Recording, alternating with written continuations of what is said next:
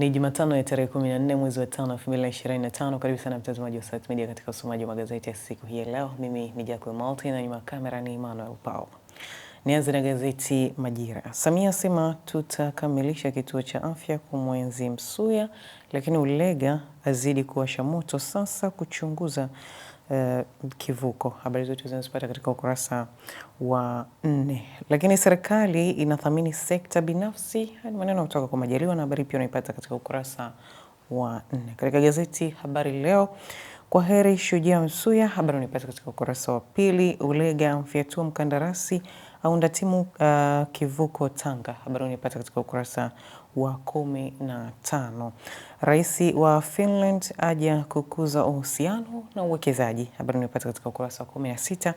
Lakini na mamia wa mwaga Charles Hilary da kukumbukwa kwa mengi, habari unaipata pia katika ukurasa wa 7 katika gazeti hili la Habari Leo. Katika gazeti Zanzibar Leo, kwa heri Cleopa Msuya, Dr. Samia asema alikuwa zawadi kwa taifa, habari unaipata katika ukurasa wa 2.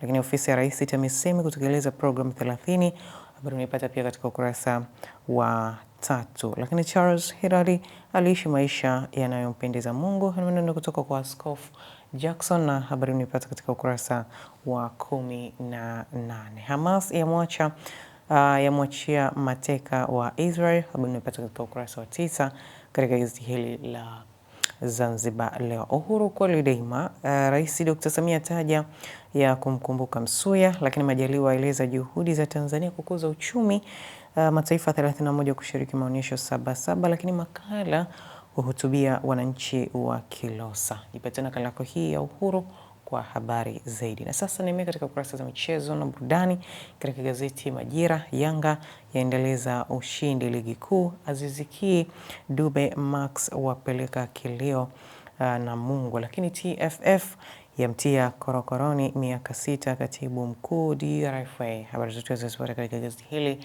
la Majira katika ukurasa huu wa 24. Katika gazeti Habari Leo, Yanga yang'ang'ania kileleni ligi kuu bara, lakini Simba yaahidi raha Morocco.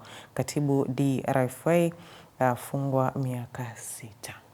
Katika gazeti Uhuru kweli daima, Yanga yakaa patamu, lakini Fadlu haipania RC Berkane na Kaseja hajakata tamaa. Habari zote zinazopata katika gazeti hili la Uhuru. Nimaliza na gazeti Zanzibar Leo, Yanga yakoleza mbio za ubingwa, lakini michezo ya kimataifa inaifungua Zanzibar, lakini pia NIC yaanza vyema Netball EAC.